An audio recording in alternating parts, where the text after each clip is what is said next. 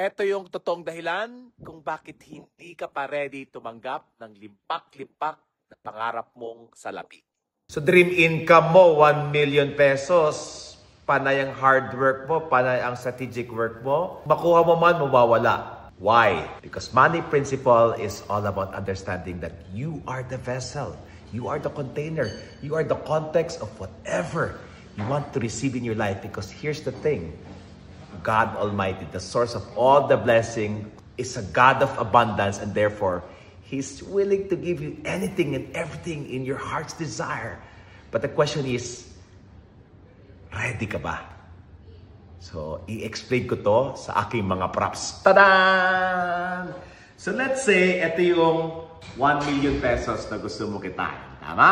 So, metaphor lang yan, no? So, eto ka ngayon, hard work, ng hard work, ng hard work, ng hard work. Ang daming strategy, ang daming movement. Kaso lang, dahil maliit ka lang, nakafocus ka lang sa kitaan, nakafocus ka sa trabaho, nakafocus ka sa lahat. Kung kikita ka man, ano nangyari? Lumalabas, umaapaw. Kasi nga, you never work on you as the money-making machine, but you just work on the work, you just strategize. Others strategize, not working on you, not strategizing on you. So which is what will happen here if you expand your container to be this, which is knowledge, skills, experience, but above all, leadership. And most important part here is faith work, expanding yourself. Then, maybe this is how much you're earning, let's say 100,000, maybe ready ka na mag 300,000 pesos. So here's the thing, money is infinite, like energy.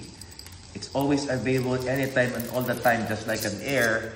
And if you continually expand and grow yourself until this, maybe hindi lang pang 1 million, kundi malay mo, pang 10 billion or more, because that's your capacity. Here's the whole truth, just like you.